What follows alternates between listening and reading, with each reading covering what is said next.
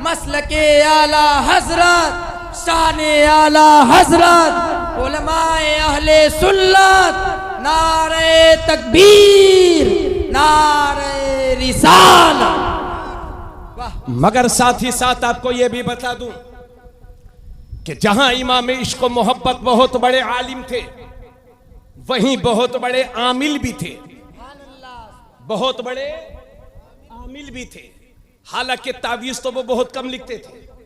आज के दौर में अगर आला हजरत होते तो ये सुन्नी मुसलमान सिर्फ तावीजों में ही लगा देते।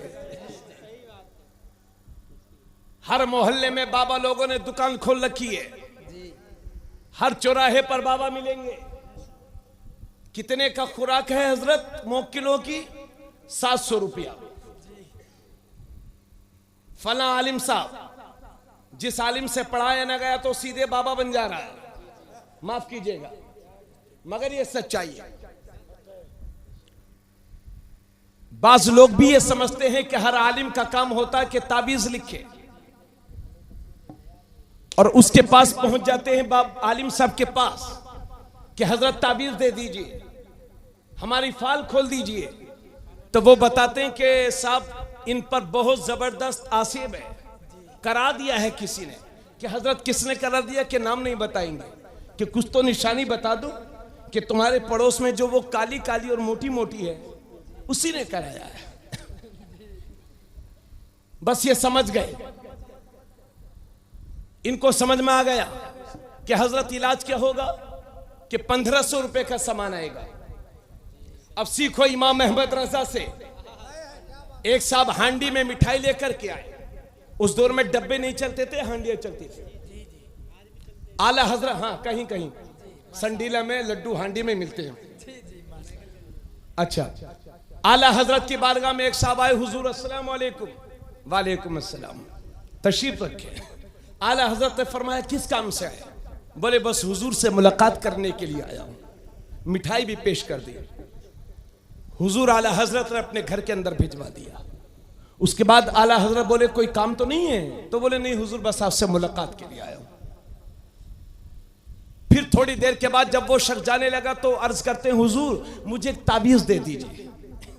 आला हजरत ने एक ताबीज बनाया और हाथ में दिया, और घर से मिठाई मंगवाई पूरी हांडी, और कहा लीजिए हमारे यहां ताबीज को बेचा नहीं जाता है। हमारी इस कौम को क्या हो गया है? अगर डॉक्टर के पास जाने की जरूरत है तो डॉक्टर के पास बाद में जा रहे हैं, पहले बाबा लोगों के पास। इन बाबाओं ने हमारी कौम का खून चूस रखा है, चाहे बाबा मुसलमानों के हों चाहे गैर मुस्लिमों के। बाबा इस कौम के लिए बोझ है, बोझ। इसलिए अगर कोई 700 रुपए और 1200 रुपए और 1500 रुपए आपसे ताबीज का सवाल करे तो मत मांगिए ताबीज। किसी नेक आदमी से सूरह यासीन पढ़ के दम करवा लीजिए, अल्लाह उसमें शिफा अता फरमाए। आला हजरत के नक्शे कदम पर हमें चलने की जरूरत है। बेशक आज कितने आलिम वो हैं जो आलिम तो बहुत बड़े हैं, मगर नमाज की बात आ जाए तो वो घर में ही पढ़ लेते हैं। जबकि आला हजरत नमाज़े पंजगाना जमात से मस्जिद में पढ़ते थे, और उनके मिजाज में गर्मी थी, हरारत थी, यानी मिजाज गर्म था। उसके बावजूद कोई भी फर्ज नमाज आला हजरत बगैर साफा बांधे सर पर नहीं पढ़ते थे। यानी हर फर्ज नमाज साफा सर पर बांध करके आला हजरत पढ़ा करते थे। और जो नमाज साफा बांध करके पढ़े जाती है 70 दर्जे उस नमाज का सवाब मिला करता है। सुभान अल्लाह, वाह वाह वाह, सुभान अल्लाह, सुभान। हर नमाज जमात से मस्जिद में पढ़ते थे और साफे के साथ पढ़ते थे, और कोई भी चीज किसी को देते थे तो दाहिने हाथ से देते थे, और अगर कोई किसी को कुछ देते और बायां हाथ बढ़ाए तो आला हजरत अपना हाथ खींच लेते थे और फरमाते थे कि दाहिने हाथ से लो, क्योंकि दाहिने बाएं हाथ से लेना और देना ये शैतान का काम हुआ करता है। इसलिए आप भी अपनी आदत में डालिए, अपनी आदत बनाइए। पानी पिए तो दाहिने हाथ से, खाना खाएं तो दाहिने हाथ से, लिखे तो दाहिने हाथ से।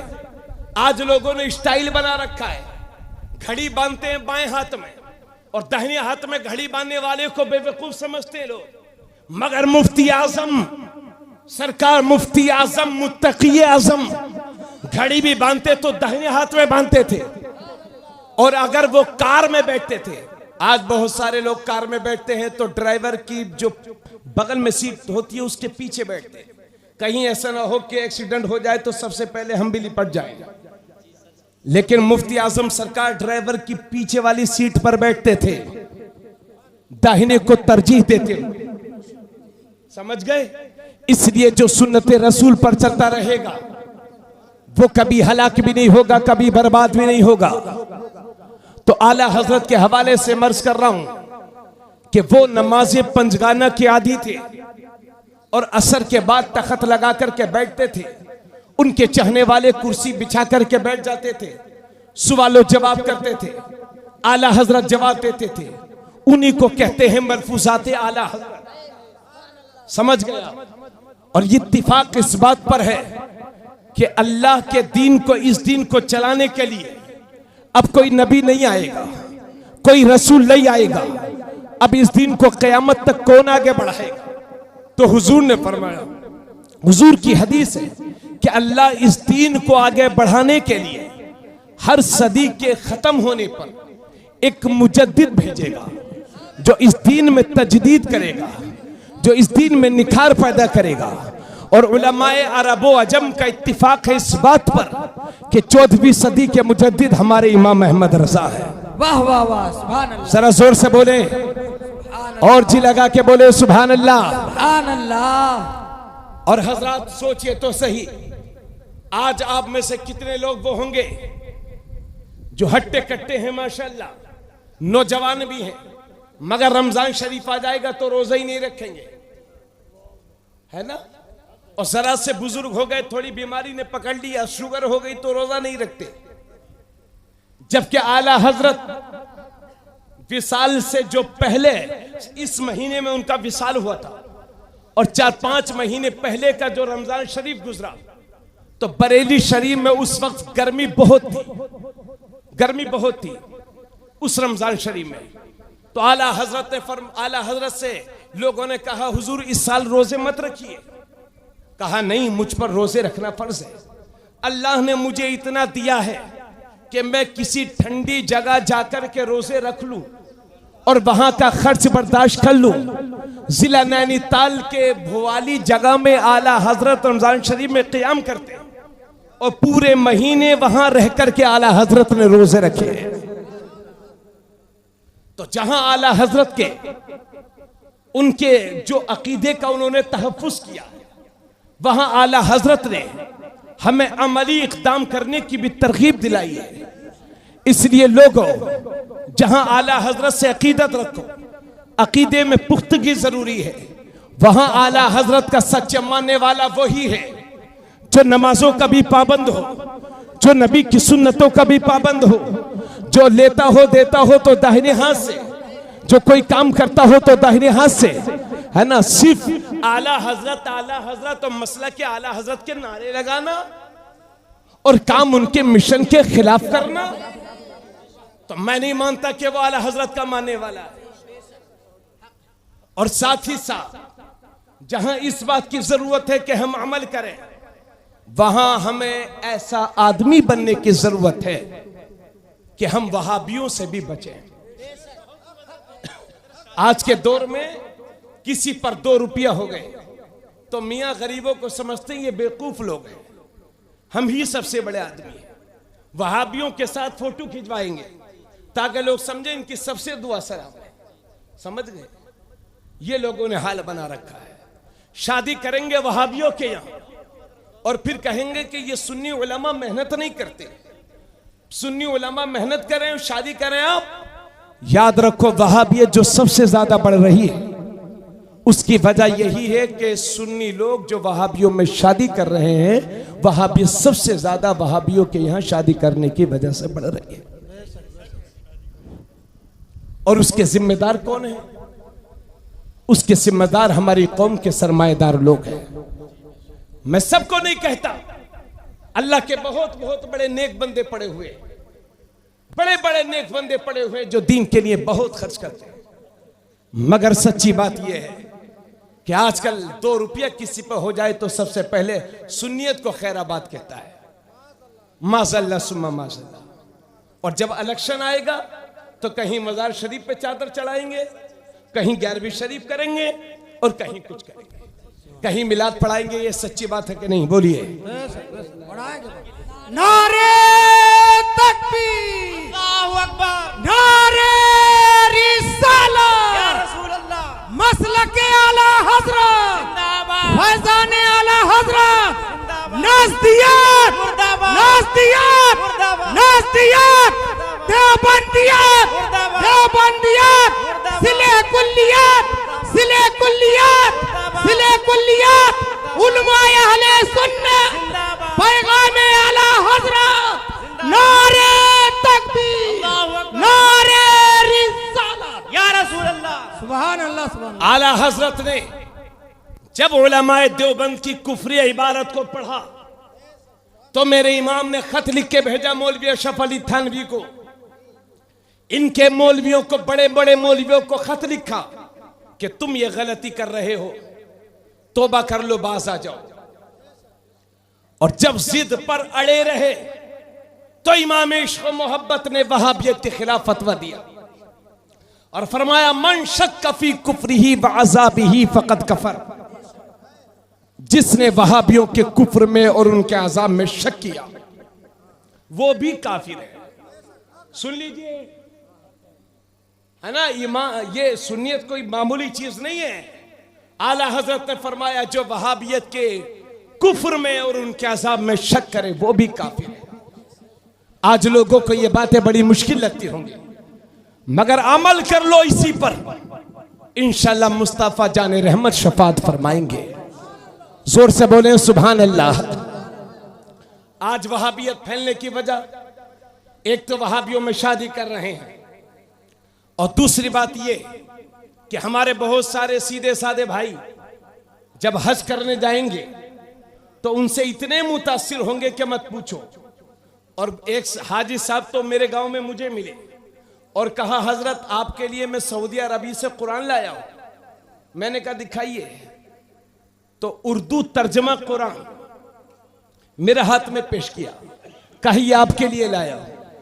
मौलवी अशरफ अली का तर्जमा, वहाबियों के तर्जमे, इसलिए सऊदी अरबिया में फ्री बांटे जाते हैं ताकि सुन्नियों के दिल से इश्क रसूल का जनाजा निकल जाए। इमाम अहमद रजा का कंजुल ईमान वो नहीं बांटेंगे। और हमारे सुन्नी भाई जब अपनी बेटी की शादी करेंगे तो जहेज में कुरान शरीफ तो देंगे, मगर कहीं धोखे से किसी वहाबी का तर्जमा उठा लाए, कहीं बगैर तर्जमे का कुरान शरीफ दे दिया। सुन लो, जब बेटी की शादी हो तो जहां बहुत सारे काम करिए, शानदार जहेज का सामान आप देते हैं, वहीं अपनी बेटी के जहेज में अपनी बेटी को तोहफे में कंजुल ईमान पेश कीजिए। कंजुल ईमान क्या है? आला हजरत ने कुरान शरीफ का अरबी में तर्जमा किया जिसका नाम है कंजुल ईमान। मालूम है, उमर के आखिरी हिस्से में कंजुल ईमान का तर्जमा किया, और वो भी इस तरह से तर्जमा कि हुजूर मुसन्निफ बहारी शरीयत अल्लामा अमजद अली हुजूर आला हजरत को कुरान की आयतें पढ़कर के सुनाते थे और आला हजरत उनका तर्जमा बताते थे। जोर से बोलिए। आप में से बहुत सारे लोग ये सोचते होंगे कि आला हजरत ने तफसीर की किताबें नहीं लिखी। अरे हजरत बैठे रहिए, आप लोग बैठ जाओ थोड़ी देर। आप में से बहुत सारे लोग ये सोचते होंगे कि आला हजरत ने कुरान की तफसीर नहीं लिखी, तो मैं भी कहता हूं कि बाज़ाब्ता तफसीर की कोई किताब नहीं लिखी, मगर ईमानदारी से मुझे बताइए, 12 जिल्दों में है आला हजरत की फतवा व रज़विया शरीफ। आप में से कोई भी एक बंदा ऐसा नहीं होगा जिसने 12 जिल्दों को पढ़ना तो दूर की बात 12 जिल्दों को देखा भी हो। तो जो कौम 12 जिल्दें नहीं पढ़ पा रही है वो कौम 30 जिल्दों पर मुश्तमिल तफसीर क्या पढ़ती? इसलिए कुर्बान हो जाओ इमाम अहमद रजा पर, ऐसा तफसीरी तर्जमा कर दिया है जो बड़ी बड़ी तफसीरों की किताबों पर वो तर्जमा ही भारी है। और तर्जमे का फर्क समझो। मैं चैलेंज करता हूं, झूठों पर अल्लाह की लानत हो, सुनिए इमाम अहमद रजा के तर्जमे में फर्क और वहाबी मौलवियों के तर्जमे में फर्क। मौलवी अशरफ अली थानवी बिस्मिल्लाहिर्रहमानिर्रहीम का तर्जमा करता है, बिस्मिल्लाहिर्रहमानिर्रहीम, अल्लाह शुरू करता हूं अल्लाह के नाम से।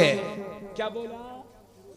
सब लोग तवज्जो फरमाएंगे, शुरू करता हूं अल्लाह के नाम से। तो आप मुझे बताइए कि शुरू करता हूं अल्लाह के नाम से, तो अल्लाह के नाम से कहां शुरू हुआ? वो तो शुरू से शुरू हुआ, स्टार्ट बाय स्टार्ट। शुरू करता हूं अल्लाह के नाम से, तो अल्लाह के नाम से कब शुरू हुआ? वो तो शुरू से शुरू हुआ।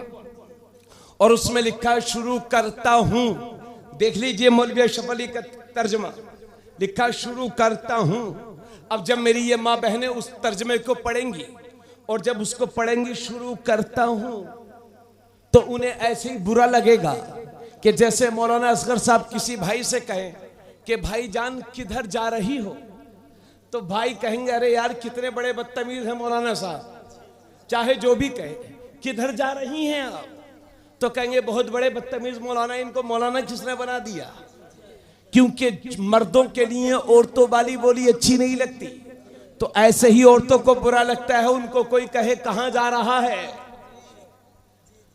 तो शुरू करता हूं, तो शुरू करेगी नहीं बंद कर देगी, शुरू करेगी नहीं बंद कर देगी, क्योंकि उसमें जो लिखा है वो ये है नहीं, और जो ये है वो ये लिखा नहीं। तवज्जो, जो उसमें लिखा है वो ये है नहीं, और जो ये है वो उसमें लिखा नहीं। तो बंद बाद पड़ेगी, बंद बाद पड़ेगी, बाद में बंद पहले कर देगी। कुर्बान हो जाओ इमाम अहमद रजा पर। आला हजरत ने तर्जमा किया, बिस्मिल्लाहिर्रहमानिर्रहीम, अल्लाह के नाम से शुरू, अल्लाह के नाम से शुरू, जो बहुत मेहरबान रहम वाला। न करता हूं न करती हूं। मर्द अपने हिसाब से पढ़े, औरत अपने हिसाब से पढ़े, अल्लाह के नाम से शुरू। सुभान अल्लाह, वाह, जो बहुत मेहरबान रहमत वाला, मर्द भी पढ़े उसे भी बुरा ना लगे, औरत पढ़े उसे भी बुरा ना लगे। इसलिए मेरे दोस्तों, जहां आप बहुत सारे काम करें नेक नेक, वहां ये भी काम करें कि जब बच्चियों की शादी हो तो कंजुल ईमान पेश करें। क्या पेश करेंगे? कंजुल ईमान। मगर ये कौम क्या कंजुल ईमान पेश करेगी? ये कौम तो कुरान की तिलावत से दूर है ना। आज हर आदमी को शिकायत है मौलाना साहब हमारे घर में बरकत नहीं है। तो सुन लो अपने नबी का पैगाम। मेरे नबी फरमाते हैं कि उस घर में अल्लाह के अजाब के फरिश्ते नाजिल होते हैं कि जिसमें कुरान नहीं पढ़ा जाता, वो घर कब्रिस्तान की तरह है कि जिसमें कुरान की तिलावत नहीं होती। और नबी फरमाते हैं कि उस घर में अल्लाह की रहमत के फरिश्ते तशरीफ लाया करते हैं कि जिसमें कुरान की तिलावत होती है। आज आप में से बहुत सारे लोग वो होंगे जो शिकायत करेंगे मौलाना साहब गरीबी ने घेर रखा है, घर में बरकतें नहीं है। तो क्या होंगी आपके घरों में बरकतें? आओ सुनो नबी का पैगाम। एक सहाबी हुजूर की बारगाह में हाजिर होते हैं और हाजिर होने के बाद अर्ज करते हैं, या रसूल अल्लाह मुझे गरीबी ने घेर रखा है, गरीबी ने परेशान कर रखा है। आका ने फरमाया मेरे सहाबी सब्र करो। वो सहाबी सब्र करते हैं, लेकिन कुछ दिनों के बाद फिर हाजिर हो जाते हैं, या रसूल अल्लाह मुझे गरीबी ने घेर रखा है, सब्र करने का मादब नहीं रह गया। या रसूल अल्लाह औरतें परेशान हैं, जवान परेशान हैं, बूढ़े परेशान हैं, बच्चे परेशान हैं। या रसूल अल्लाह सब्र के पैमाना लबरेज हो गया है। या रसूल अल्लाह गरीबी ने मुझे परेशान कर रखा है। तो आका ने फरमाया ए मेरे सहाबी, अगर इतने ही परेशान हो तो ऐसा किया करो, जब रात को घर आया करो तो पहले सलाम कर लिया करो, उसके बाद कुल हुवल्लाह शरीफ की तिलावत कर लिया करो। अल्लाह तेरी गरीबी को खत्म फरमा देगा। सुभान अल्लाह, वाह वाह वाह, सुभान अल्लाह। तवज्जो फरमाए। आका ने फरमाया जब शाम को घर आओ तो पहले सलाम कर लो, उसके बाद 3 बार कुल हुवल्लाह शरीफ पढ़ लो। अल्लाह तेरी गरीबी को खत्म फरमा देगा। और कौन मुसलमान ऐसा होगा जिसे कुल हुवल्लाह याद नहीं? कुल हुवल्लाहु अहद अल्लाहुस समद लम यलिद वलम यूलद वलम यकुल लहू कुफुवन अहद। तर्जमा भी सुन लो, तर्जमा। कुल, ए हबीब आप कह दो, हुवल्लाहु अहद, अल्लाह एक है, अल्लाहुस समद, अल्लाह बेनियाज है, लम यलिद वलम यूलद, न उसकी कोई औलाद और न वो किसी की औलाद, वलम यकुल लहू कुफुवन अहद, और अल्लाह के बराबर कोई नहीं, अल्लाह के मुकाबिल कोई नहीं, अल्लाह के मिस्र कोई नहीं। सूरे पूरी हो गई। कुल हुवल्लाहु अहद अल्लाहुस समद लम यलिद वलम यूलद वलम यकुल लहू कुफुवन अहद। मेरे नबी खड़े हुए हैं और एक सहाबी नबी के सामने पढ़ते हैं कुल हुवल्लाहु अहद अल्लाहुस समद लम यलिद वलम यूलद वलम यकुल लहू कुफुवन अहद। जब मेरे नबी ने उस सहाबी की ज़बान से ये सूरे सुनी तो फरमाया वजबत वजबत वजबत, वाजिब हो गई, वाजिब हो गई, वाजिब हो गई। हजरत अबू हुरैरा वहीं खड़े हैं, अर्ज करते हैं या रसूल अल्लाह मा वजबत, क्या वाजिब हो गई? नबी ने फरमाया जिसने कुल हुवल्लाह पढ़ा उसके लिए जन्नत वाजिब हो गई। नारे तकबीर, नारे रिसालत, उलमाए अहले सुन्नत, मसलके आला हजरत, पैगामे आला हजरत कॉन्फ्रेंस, मुफ्ती तबरेज आलम साहब क़िबला रज़वी। वाह वाह वाह। नबी ने यह भी फरमाया, ए मेरे सहाबा, तवज्जो चाहूंगा, अब आपके काम की बातें आ गई हैं, पहले भी काम की थी, ये और ज्यादा काम की है। आका करीम सल्लल्लाहु अलैहि वसल्लम ने अपने सहाबा से फरमाया, ए मेरे सहाबा, जब रात को सोया करो तो तिहाई कुरान पढ़ के सोया करो। कुरान में 30 पारे हैं, 10, 20, 30। आज मुसलमानों के बच्चों को यह भी नहीं मालूम कि कुरान में पारे कितने हैं। अभी वसीम रिजवी ने कुरान पर हमला किया तो हमारी कौम के नौजवान सड़कों पर आने के लिए तैयार, धरना देने के लिए तैयार कि हम कुरान के लिए जान दे देंगे। मेरी कौम के बच्चों और नौजवानों बुजुर्गों, मैं आपसे यह पूछना चाहता हूं कि आप कुरान के लिए जान देने के लिए तो तैयार हैं, लेकिन कुरान पढ़ने के लिए तैयार क्यों नहीं है? आप में से आधे लोग वो होंगे जिन्हें कुरान पढ़ना ही नहीं आता। अब मैं 70-80 साल की जिंदगी में मुसलमान कुरान न पढ़ना सीख सका तो क्या सीखा है? फिर किस बात के मुसलमान हैं हम और आप? इसलिए हमें दुनिया को यह बताना पड़ेगा कि अगर कोई कुरान के खिलाफ हमला करेगा तो हम सड़कों पर धरना नहीं देंगे, एहतिजाज नहीं करेंगे, क्योंकि हम भारत के हालात देख रहे हैं। हमारे सीने होंगे, हमारे ही बच्चे शहीद होंगे और फिर हमारे ही बच्चों को जेलों में डाला जाएगा। इसलिए हम धरना नहीं देंगे। हमारा आने वाला फैसला यह है कि अगर कोई कुरान के खिलाफ एक आदमी की जबान खुलेगी तो हम उसके बदले में 100 कुरान पढ़ने वाले तैयार कर देंगे। सुभान अल्लाह, वाह वाह वाह, सुभान अल्लाह, सुभान अल्लाह। बोलिए इंशाअल्लाह, इंशाअल्लाह, पूरा मजमा बोले इंशाअल्लाह, इंशाअल्लाह, इंशाअल्लाह। तो मेरे नबी ने फरमाया जब रात को सोया करो तो तिहाई कुरान पढ़ के सोया करो। तिहाई कुरान का मतलब हो गया 10 पारे। सहाबा हैरत में पड़ गए।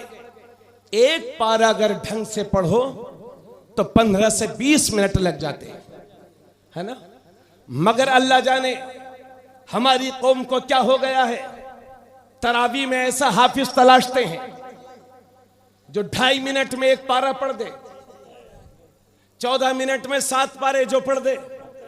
और मेरी कौम इतनी सीधी, उसका नाम सीधे इंजन हाफिज साहब, एक्सप्रेस हाफिज साहब, राजधानी हाफिज साहब। मेरे नबी ने इसीलिए फरमाया था कि बहुत से कुरान पढ़ने वाले वो हैं कि कुरान तो वो पढ़ते हैं मगर कुरान उन पर लानत भेजता है। आज भारत का ये मुसलमान जो परेशान है, कहीं उसकी वजह ये तरावियों में कुरान की धज्जियां उड़ाना तो नहीं है। मैं सीधे सीधे लफ्जों में तकरीर कर रहा हूं, आप सुकून के साथ बैठकर सुन रहे हैं। अगर मैं तेज बोलने लगूं तो आप कहेंगे मौलाना साहब क्या मजाक बना रखा है आपने, जो बात समझ में नहीं आए वो तकरीर क्या। तो जब समझ में नहीं आए तो वो कुरान की तिलावत किया। इसलिए हाफिज ऐसा तलाश करो जो साफ साफ पढ़े, जिसको कम से कम आम आदमी ना समझ सके मगर हुफ्फाज तो समझ सके। अरे 1 महीना तरावी पढ़ते हो, मत पढ़िए 3 पारा, मत पढ़िए 2.5 पारा, सिर्फ 1.25 पारा पढ़िए, मगर कायदे से सुनिए और कायदे से पढ़िए। कुरान के साथ खुला हुआ मजाक अगर कहीं सबसे ज्यादा होता है तो वह हमारे मुल्क में होता है। यह सच्ची बात है। यहां बहुत सारे हुफ्फाज बैठे होंगे, आप यह अज़्म मुसम्मम कर लीजिए कि हम ऐसे कुरान नहीं पढ़ेंगे कि खुद अपने आप को भी लगे कि हम गलत पढ़ रहे हैं। कुरान साफ साफ पढ़ा कीजिए और साफ साफ सुना कीजिए। तो 15 से 20 मिनट लगते हैं कुरान के 1 पारा पढ़ने में। तिहाई कुरान का मतलब हो गया 10 पारे। आका ने फरमाया मेरे सहाबा जब रात को सोया करो तो तिहाई कुरान पढ़ के सोया करो। सहाबा हैरत में पड़ गए, या रसूल अल्लाह कोई सोते वक्त तिहाई कुरान कैसे पढ़ सकता है? सोते वक्त इतनी जल्दी तिहाई कुरान कैसे पढ़ सकते हैं? तो मेरे नबी ने मुस्कुरा के फरमाया परेशान मत हो, जो एक बार कुल हुवल्लाह पढ़ लेता है अल्लाह उसे तिहाई कुरान का सवाब अता फरमाता। सुभान अल्लाह, सुभान अल्लाह, सुभान अल्लाह, वाह वाह वाह। इसलिए हमारे उलमा कहते हैं कि जो 3 बार कुल हुवल्लाह पढ़ लेता है अल्लाह उसे 1 कुरान पाक की तिलावत का सवाब अता फरमाता है। तो कुरान है अरबी में और वो भी फसीह अरबी में। आप और हम नहीं समझ सकते। उम्मत की इस परेशानी को हल किया है इमाम अहमद रजा खान ने। अगर समझना है कुरान तो फिर पढ़ा करो कंजुल ईमान। तो अपनी बेटियों के जहेज में अगर कुरान शरीफ आप देना चाहें तो कंजुल ईमान दिया करें। और इस गांव के सरमायादारों से गुजारिश करूंगा, इस गांव के सेठों से गुजारिश करूंगा, अमीरों से गुजारिश करूंगा, बड़े बड़े किसानों से गुजारिश करूंगा कि जिंदगी में बहुत पैसा खर्च कर चुके, जिंदगी के सारी तमन्नाएं आरज़ुएं पूरी कर चुके, सारे शौक पूरे कर चुके हो, मगर अल्लाह के वास्ते अल्लाह के दीन के लिए एक काम जरूर कर जाओ। अगर अल्लाह ने तुम्हें दिया है तो फिर चंद कंजुल ईमान का हदिया करा के अपने घर में रख लो। 400-500 रुपए का कंजुल ईमान हदिया हो जाता है। अपने घर में ला के 5, 6, 10 रख लो। और जब किसी की मोहल्ले में शादी हो या रिश्तेदारी में शादी हो तो अपनी तरफ से तोहफे में कंजुल ईमान पेश करो। मुझे यकीन है कि अगर उसको पढ़ना नहीं आता तो उसी घर में अल्लाह ऐसे बच्चे अता फरमाएगा जो कंजुल ईमान इंशाअल्लाह पढ़ेंगे। तो इस काम के लिए तैयार हैं कि नहीं आप? ये जलसे होते रहते हैं, ये जलसे बार बार होते रहते हैं, मगर कौम के अंदर बेदारी कब आएगी? आज हम जो बैठ करके रात के 12 बजे आला हजरत कर रहे हैं, इसकी वजह क्या है? उसकी वजह सिर्फ और सिर्फ इल्म है, इल्म। इसलिए कौम वही सरबलंद होती है जिसके पास इल्म होता है। याद रखो, हम उस नबी के मानने वाले हैं कि जब हमारे नबी ने मक्का शरीफ में ऐलान नबुव्वत किया था तो सिर्फ 17 लोगों को लिखना आता था। और वही मेरा पैगंबर 23 साल तबलीग करके जब सही दुनिया से रुखसत होता है तो 1.25 लाख साहबा किराम के हाथ कलम से सजे हुए थे, जिन्हें लिखना भी आता था, जिन्हें पढ़ना भी आता था। अल्लाह के नबी के एक सहाबी फरमाते हैं, इल्म हासिल करो अगरचे तुम्हें चाइना का सफर करना पड़े। तो जिस दीन में सबसे ज्यादा इल्म हासिल करने की तरफ तरगीब दी गई, आज उसी कौम के लोग सबसे कम पढ़े लिखे हैं। सच्चर कमेटी की रिपोर्ट ये बताती है कि 2.5% से भी कम है हम तालीम के मामले में।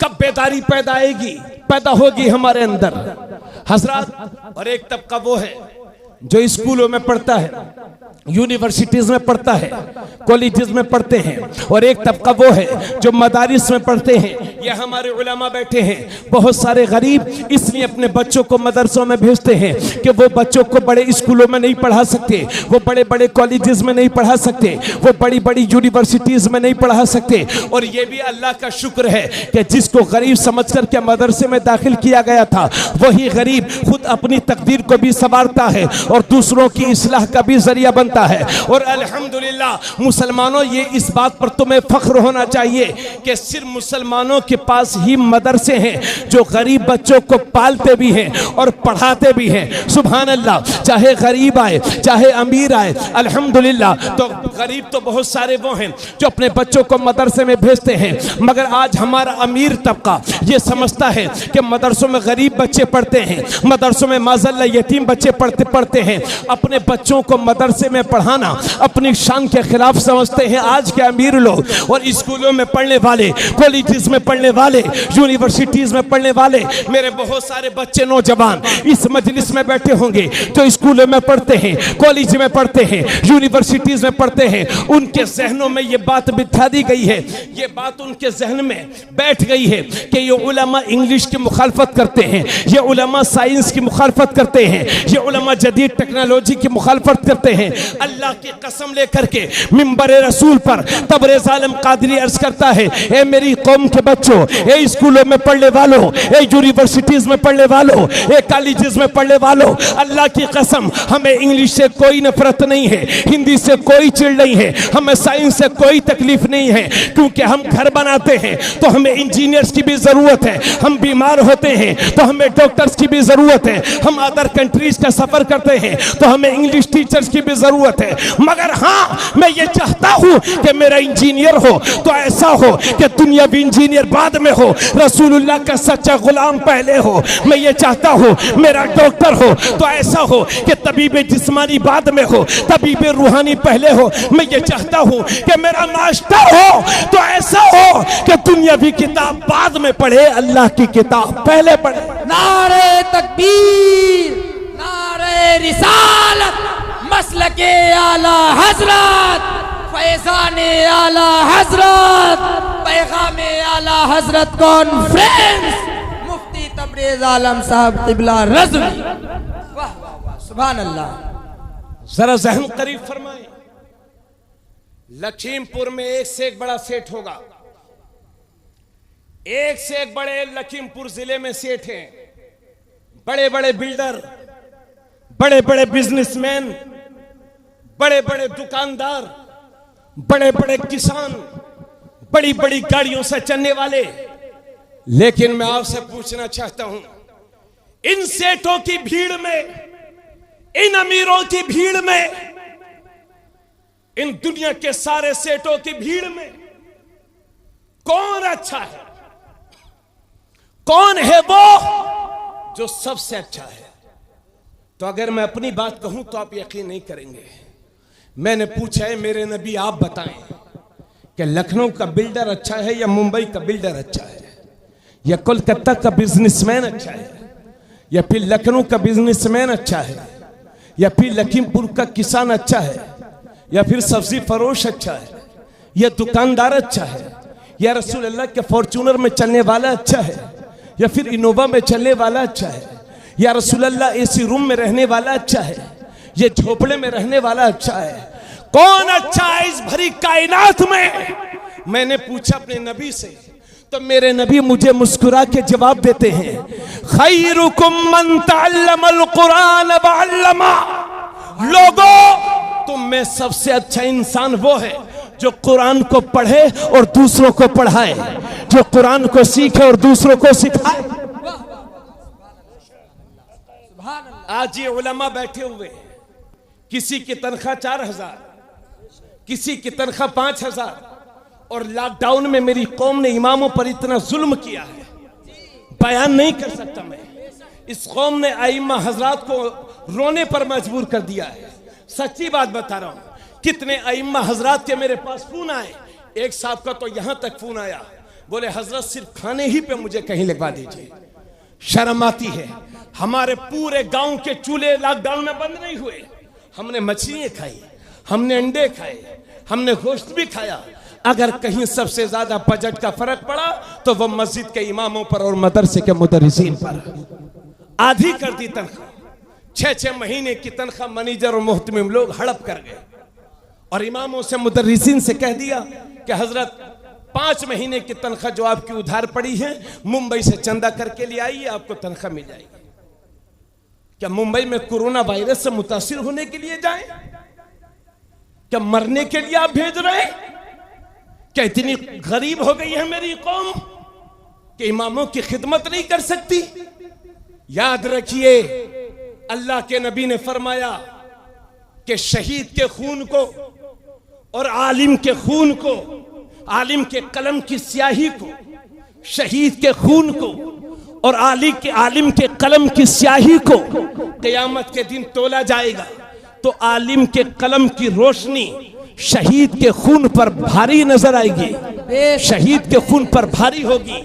वजह उसकी यह है कि मुजाहिद की जब तलवार चलती है तो काफिर कटता है, मुशरिक कटता है, और आलिम का जब कलम चलता है तो कुफ्र करता है, शिर्क करता है।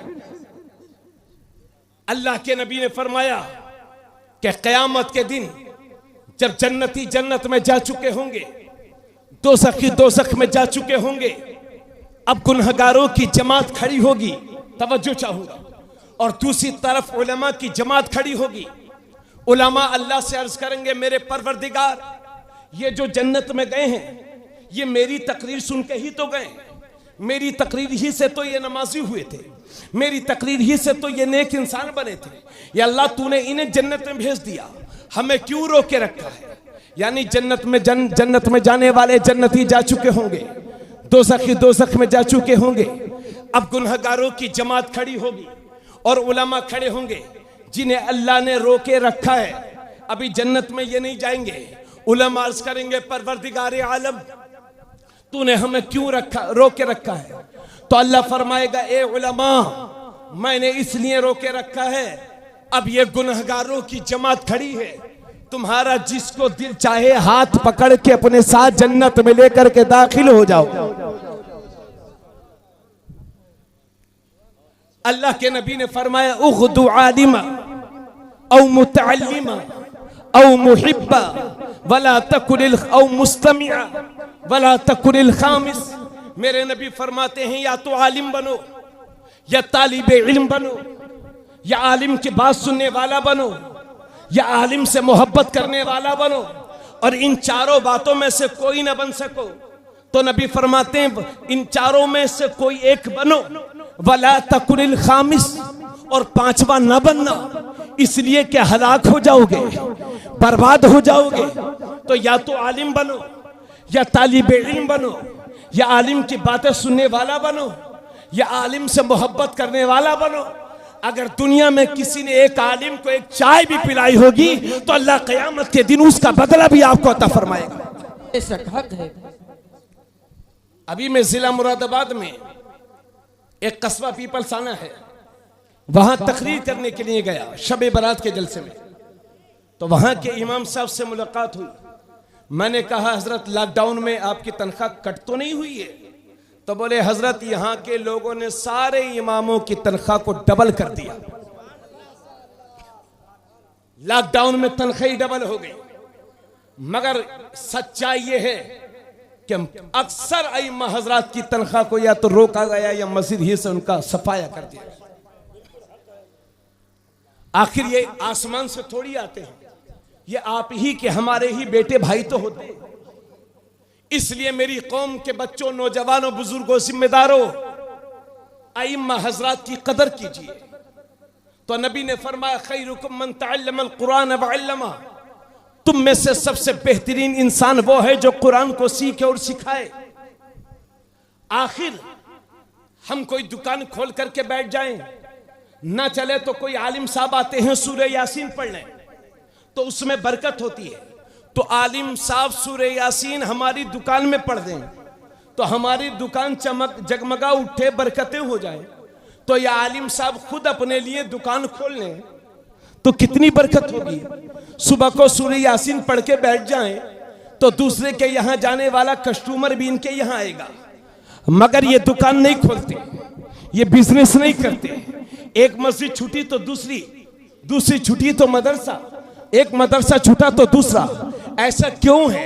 वजह उसकी ये है कि जब ये मदरसे में पढ़ते थे तो इन्होंने आका की वो हदीस सुन ली थी, खैरुकुम मन तअल्लमल कुरान व अल्लमा। तुम में से सबसे बेहतरीन इंसान वो है जो कुरान को पढ़े और दूसरों को पढ़ाए। सुभान सब मिल अल्लाह, के बोलो, दूसरों को पढ़ाए। अगर इस गांव में मदरसा होगा तो मैं मुबारकबाद पेश करता हूं मदरसे के ताउन करने वालों को और मदरसे में पढ़ाने वालों को और मदरसे के जिम्मेदारान को। लेकिन मेरे भाई, मेरे दोस्तों, मेरे अजीजों, एक काम जिंदगी में आप भी करो। अगर आपके करीब में कोई मदरसा ना हो तो मोहल्ले के 10-5 बच्चों को इकट्ठा करके किसी आलिम दीन या कारी कुरान की खिदमत हासिल करके 2-3 हज़ार रुपया महीना क्या होता है, उनकी खिदमत कर दीजिए। 25-30 हज़ार रुपया आपकी जेब खास से खर्च होगा और आपकी तरफ से 10 कुरान पढ़ने वाले तैयार हो जाएंगे। बेशक इससे बड़ा जरिया आखिरत और क्या हो सकता है। इसलिए सुंदरबल में ये मिशन छेड़ना चाहिए आप लोगों को कि यहाँ का कोई भी बच्चा बगैर कुरान पढ़ा न रह जाए। कहिए इंशाअल्लाह। क्या आप लोग बहुत सुस्त नहीं चाहते क्या? कहिए इंशाअल्लाह। ये मिशन छेड़ दीजिए कि कोई भी बच्चा बगैर कुरान पढ़े ना रह जाए। तो मेरे अजीज साथियों, इतना कहने के बाद अब मैं अपनी तकरीर को खत्म करने के करीब हूं। ये कहना चाहता हूं कि जहां हमें कुरान शरीफ पढ़ना है और पढ़ाना है, वहां हदीस शरीफ में हजरत इमाम मोहम्मद बिन सीरीन से रिवायत है। उन्होंने कहा है कि ये जो इल्म है, दीन का इल्म, ये इल्म जो है ये दीन है। तो तुम ये भी देख लो कि किससे हासिल कर रहे हो। इसलिए वहाबियों से अपने बच्चों को पढ़वाना ये भी हराम है। गलत हराम के लुक में हराम असर पैदा करते हैं, चाहे वो आज करें या कल। कितने बच्चे मैंने ऐसे देखे हैं जो सुन्नियों के बच्चे सिर्फ इस वजह से वहाबी हो गए कि वो वहाबियों के यहां पढ़ने गए थे। बहुत सारे लोग सोचते हैं कि सिर्फ पढ़ने गए हैं, उसके बाद हम अपने कब्जे में ले लेंगे। इस गलत फहमी को भी दूर से जहन से निकाल दीजिए। अल्हम्दुलिल्लाह हमारे अहले सुन्नत वल जमात में बहुत बहुत बड़े मदरसे, अहले सुन्नत वल जमात के मदरसों में पढ़ाइए। और मसला के आला हजरत यही है कि बदअकीदों से अपने बच्चों की खुद भी हिफाजत करिए। जैसे आप अपने बच्चों से कहते हैं बेटा जुआरी के पास मत बैठना, जुआरी हो जाएगा। बड़ा मशहूर है, हमारे उलमा बुजुर्गों ने कहा है। शराबियों के पास से हम रोकते, बेटा शराबी के साथ मत घूमना वरना शराबी हो जाएगा। किसी दिन अपने बच्चों से ये भी कह देना बेटा वहाबी के पास में मत चलना, मत घूमना, कहीं ऐसा ना हो कि तू वहाबी हो जाए। अब सुनिए आला हजरत की बात। आला हजरत बरेली शरीफ में बैठे हुए, असर की नमाज का वक्त है, असर की नमाज पढ़ के फारिग होकर बैठ गए आला हजरत। हैदराबाद दक्किन से एक शिया आला हजरत को सिर्फ देखने के लिए आता है बरेली शरीफ। हैदराबाद से बरेली आज से 100 साल पहले कितना मशक्कतों वाला सफर होगा। वो शिया हैदराबाद से सिर्फ आला हजरत का दीदार करने के लिए बरेली शरीफ आता है। असर की नमाज के बाद आला हजरत के छोटे भाई जिनका नाम था मोहम्मद रजा, उन्हें नन्हे मियां के हक कहा जाता है। आला हजरत 3 भाई हैं। सबसे बड़े आला हजरत इमाम मोहम्मद रजा, मंजिले भाई मोहम्मद रजा उर्फ अच्छे मियां, और छोटे भाई उस्ताद ज़मन अल्लामा हसन रजा। ये 3 भाई हैं। तो आला हजरत के जो छोटे वाले भाई थे, नहीं छोटे भाई जो है मोहम्मद रजा और मंजिले भाई उस्ताद ज़मन अल्लामा हसन रजा। तो आला हजरत के छोटे भाई, आला हजरत तख्त लगा के बैठे हुए असर की नमाज के बाद आला हजरत के छोटे भाई आते हैं और वो शिया तब तक आया नहीं था। और आला हजरत की बारगाह में कान में अर्ज करते हैं कि एक रावजी आपसे हैदराबाद से मिलने के लिए, सिर्फ आपसे मुलाकात करने के लिए आया है, तालीफे कल्ब के लिए उससे कुछ बात कर लीजिएगा। समझे? छोटे भाई ने कहा बात चल ही रही थी, इतने में वो शिया आ गया, आकर के बैठ गया। आला हजरत ने यह भी नहीं फरमाया कि बैठ जाओ, बैठा रहा। बहुत देर तक इंतजार करता रहा कि अब आला हजरत तवज्जो फरमाएं, अब आला हजरत। लेकिन आला हजरत ने उसकी तरफ चेहरा भी नहीं किया। थोड़ी देर बाद शर्मिंदा होकर के खुद वापस हो गया। उसके बाद आला हजरत के छोटे भाई कहते हैं, नन्हे मियां अर्ज करते हैं, चूंकि बड़े भाई थे तो भाई सुनाते हुए कहा कि अगर उसके दिल रखने के लिए जरा सी बात कर ही लेते तो क्या हो जाता। तो आला हजरत जलाल में आ गए, फरमाया मैं वही करूंगा जो मेरे बुजुर्गों ने सिखाया है। उसके बाद आला हजरत बयान फरमाते हैं कि हजरत फारूक आजम के दौर में नमाज मगरिब पढ़ करके हजरत फारूक आजम मस्जिद नबवी से अपने घर की तरफ तशरीफ ले जा रहे थे। रास्ते में एक मुसाफिर मिला जो कहने लगा मैं मुसाफिर हूं, मुझे खाना खिला दो। हजरत अमीरुल मोमिनीन उमर फारूक आजम फरमाते हैं आओ मेरे साथ चले आओ। वो शख्स हजरत उमर फारूक आजम के साथ चला आया और जब घर में पहुंचा तो अमीरुल मोमिनीन हजरत उमर ने फरमाया कि इसको खाना पेश कर दो। खादिम ने दस्तरखान बिछाया और उस मुसाफिर के सामने खाना पेश कर दिया। वो खाना खा रहा था, खाने के बीच में ही उसकी जबान से कुछ बदमजहबी के कलमे निकल गए, कुछ बात बदमजहबी की निकल गई। जब हजरत उमर फारूक आजम ने सुना तो अपने खादिम से फरमाया इस मरदूद के आगे से खाना छीन लो और इसे मेरे घर से बाहर कर दो। आला हजरत फरमाते हैं ये सब मैंने उमर फारूक आजम से सीखा है। इसलिए मियां सुन्नियत पर कायम रहना और है और दावा करना और है। मसला के आला हजरत के सच्चे चाहने वाले बनो, बदअकीदों से दूरी बनाए रखिए, वरना उनकी सोबत आपके ईमान को हलाक को बर्बाद कर देगी। हजरत जहां ये बातें हो गई वहां हमें आला हजरत के इस हवाले से भी बात करना चाहिए। हाँ, उन्होंने बिदात को भी, उन्होंने आला हजरत ने बिदात का भी रद्द किया है। जैसे कि ये हमारी बहनें हैं, मजार शरीफ के पर औरतों की भीड़ लगी हुई है, चाहे वो अजमेर शरीफ का मजार हो, चाहे हुजूर सैयदुना सलार मसूद गाजी का मजार शरीफ हो, चाहे मखदूम सिमना का मजार शरीफ हो। और मर्द आज के जमाने में कम जाते हैं, औरतें ज्यादा जाती हैं। भीड़ लगी हुई है गाजी सरकार की दरगाह में, भीड़ लगी रहती है अजमेर शरीफ पर औरतों की। आला हजरत से किसी ने पूछा हुजूर मजार शरीफ पर औरतों का जाना जायज है कि नाजायज? तो आला हजरत फरमाते हैं ये मत पूछो कि जायज है कि नाजायज, बल्कि ये पूछो कि जब औरत घर से मजार शरीफ के लिए निकलती है तो अल्लाह और उस साहिबे मजार की कितनी लानतें बरसती हैं, ये पूछो। और जब तक वो औरत घर वापस नहीं आ जाती, अल्लाह के फरिश्ते ऐसी औरत पर लानत भेजते रहते हैं। आला हजरत से किसी ने पूछा कि हुजूर मजार शरीफ पर जो मेले लग रहे हैं, सर्कस हो रही है, खेल हो रहे हैं, दंगल हो रहे हैं मजारों पर, देख लो ना देवा शरीफ में, देख लो ना गाजी सरकार के आस्थाने पर मेलों के नाम पर नंगे नाच हो रहे हैं। मुझे माफ कीजिएगा, मैं किसी कमेटी वाले से डरता उड़ता नहीं हूं, चाहे किसी दरगाह की कमेटी हो।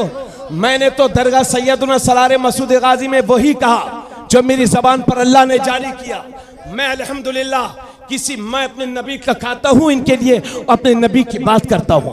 मुझे न किसी से डरने की जरूरत है, न घबराने की जरूरत। आला हजरत से किसी ने पूछा हुजूर मजार शरीफ पर जो मेले लग रहे हैं, जो मर्दों औरतों का खलत मलत हो रहा है, जो नंगे नाच हो रहे हैं, जो कबड्डी हो रही है, जो कुश्ती हो रही है, जो मुर्गों की लड़ाई हो रही है, जो तीतर बटेर की लड़ाई करवाई जा रही है, क्या हुजूर साहिबे मजार की रूह को इससे तकलीफ होती है?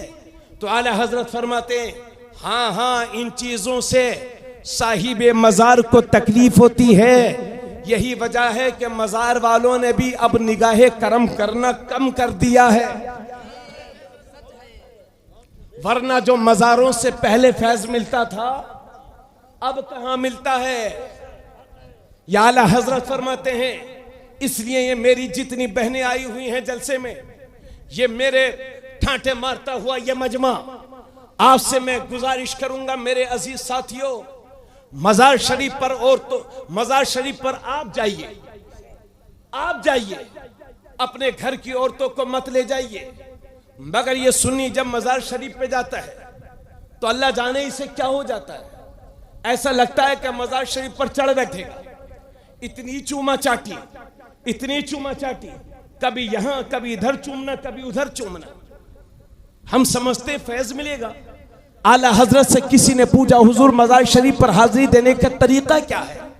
आला हजरत ने फरमाया कि जिंदगी में जिसका जितना एहतराम किया जाए उससे भी ज्यादा एहतराम उसके विसाल के बाद किया जाए।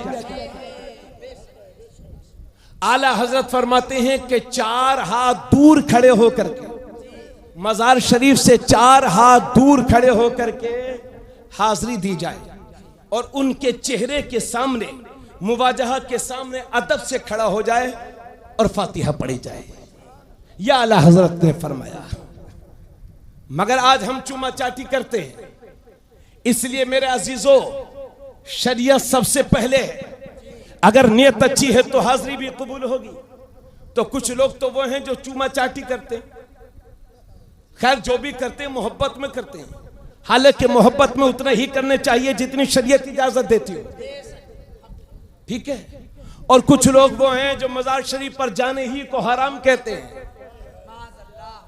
सुन्नी चला गया अजमेर शरीफ तो जा रहे हैं हम, पैसा खर्च हो रहा हमारा, वक्त लग रहा है हमारा, और तकलीफ हो रही है हमारे पड़ोस में, तकलीफ हो रही है सहारनपुर में। अजीब आलम है। सुन्नी चला गाजी सरकार के आस्थाने, वो बोले अरे किधर जा रहे हो? सुन्नी चला किचौथा शरीफ, उससे रज़वी आ रहा है। सुन्नी जाएंगे झूम के बरेली शरीफ, ये लगाएंगे हुर्मत के फतवे। इन सारी जहनियत के लोगों के कॉलर को मेरे मुफ्ती आजम ने पकड़ा और फरमाया, संगे दरे जाना पर करता हूं जबी साई, सजदा न समझ नजदी, सर देता हूं नजराना। सुभान अल्लाह, वाह वाह वाह, बेशक बेशक हक है। अल्लाहु अकबर, या रसूल अल्लाह, जिंदाबाद जिंदाबाद जिंदाबाद। अल्लाह या रसूल। अब जाते जाते ये भी सुन लीजिए, ये मेरी जितनी बहनें बैठी हुई हैं, मसला क्या आला हजरत ये है कि औरतों का मजार शरीफ पर जाना आज के दौर में हराम है। आज के दौर में नाजायज और हराम है औरतों का मजार शरीफ पर जाना, चाहे वो बच्ची हो, चाहे बूढ़ी हो, चाहे जवान हो। क्या आपने नहीं देखा कि 8 साल की आसिफा के साथ कश्मीर में रेप हुआ था? क्या आपने 3 महीने पहले नहीं सुना कि तहसील नालपारा में 3 साल की बच्ची के साथ रेप किया गया और उसका मर्डर कर दिया गया? ये फितनों वाला दौर है, ये इंतशार का दौर है। इसलिए चाहे वो बच्ची हो, चाहे बूढ़ी हो, चाहे जवान हो, औरतों को मजार शरीफ पर नहीं जाना चाहिए। चूंकि आज बचपन में जाएगी तो कल जवानी में भी जाएगी कि मैं तो अपने अब्बा के साथ आती थी, तो अब जवानी में भी जाएगी। इसलिए सुन लो, औरतों का मजार शरीफ पर जाना मना है। आज के दौर में नाजायज और हराम है, चाहे वो जवान हो, चाहे बूढ़ी हो, चाहे नौजवान हो। अब हमारी बहनें सोचती होंगी, मौलाना एक बात तो बताइए कि अगर हम अजमेर शरीफ नहीं जाएंगे तो ख्वाजा गरीब नवाज कैसे खुश होंगे? अगर हम बहराइच शरीफ नहीं जाएंगी तो गाजी सरकार कैसे खुश होंगे? अगर हम कलिया शरीफ नहीं जाएंगी तो साबिर पिया कैसे खुश होंगे? अगर हम दिल्ली नहीं जाएंगी तो हजरत निजामुद्दीन औलिया कैसे खुश होंगे? अगर हम देवा शरीफ नहीं जाएंगी तो साहिब देवा वारी से पाक कैसे खुश होंगे? मौलाना साहब, हम इन अल्लाह वालों को खुश करना चाहती हैं, हम अपनी मन्नत पूरी करना चाहती हैं, हम अपनी नजर पूरी करना चाहती हैं। मौलाना साहब, हमें जानने से मत रोकिए। तो ये मेरी बहन, अब मैं तुमसे अर्ज करता हूं कि इस तरह की हाजिरी देने से ये अल्लाह वाले खुश नहीं होंगे। अगर तेरा शोहर घर में तुझसे नाराज है तो ये अल्लाह वाले कभी खुश नहीं होंगे। अगर तेरा शोहर घर में तेरी खिदमत की जरूरत है उसे, तो अजमेर वाला ख्वाजा तुझसे कभी खुश नहीं होगा। ए मेरी बहनों, ये अगर तुम खुश करना चाहती हो, अब मेरी बहनें कहेंगी मौलाना हम खुश करना चाहती हैं गाजी सरकार को, हम खुश करना चाहती हैं साबिर पिया को, हम खुश करना चाहती हैं मखदूम की चोचा को, हम खुश करना चाहती हैं अजमेर के ख्वाजा को। तो ए मेरी बहन, अगर तूने अल्लाह वालों को खुश करना चाहती है तो ऐसा कर, अपने ही घर में रह, शोहर की फरमाबरदारी कर, बच्चों की सही तरबियत कर, मुसल्ला उठा ले, इबादत कर, फिर देख मेरी बहन तेरे सजदे होंगे सुंदर वल में, मेरा ख्वाजा खुश होगा अजमेर शरीफ में, मेरा साबिर खुश होगा कलिया शरीफ में, मेरा गाजी खुश होगा बहराइच शरीफ। नारे तकबीर, नारे रिसालत, तालीमाते आला हजरत, फैजाने आला हजरत, मसलके आला हजरत, पैगामे आला हजरत कॉन्फ्रेंस, मुफ्ती तबरेज आलम साहब किबला रज़वी। तो कहिए इंशाल्लाह हम अपनी औरतों को मजार शरीफ पर नहीं भेजेंगे। अरे हाथ उठाओ यार आप लोग, इलेक्शन आने वाला है मुझे मालूम है। कहिए इंशाल्लाह अपने माँ बहनों को मजार शरीफ पर नहीं भेजेंगे। औरतों को समझाना बड़ा मुश्किल है, मगर बस ये कहना कि मौलाना साहब आए थे तकरीर में, उन्होंने बताया नहीं था, समझेंगे इंशाल्लाह। माँ बहनों से भी कहूंगा कि जिद ना किया करें। जब अल्लाह वाले जिंदा हैं तो वो तुम्हारे घर से ही तुम्हारी सुनते हैं, है ना। घर ही से फातिहा पढ़ा करो, और कोई मन्नत मांग रखी है अपने, कोई नजर पूरी करना चाहती हैं तो अपने बच्चों को भेजो, अपने शोहरों को भेजो, अपने भाइयों को भेजो। इसी वजह से वहाबी हम लोगों को बदनाम करते हैं कि सुन्नियों की औरतें कब्रों पे जाती हैं। इस बदनामी से बचिए और बचाइए। हजरत, अब मौलाना साहब की ये फरमाइश थी कि करामत बयान कर दूं। आला हजरत, बहुत सारे लोग कहते साहब आला हजरत मौलाना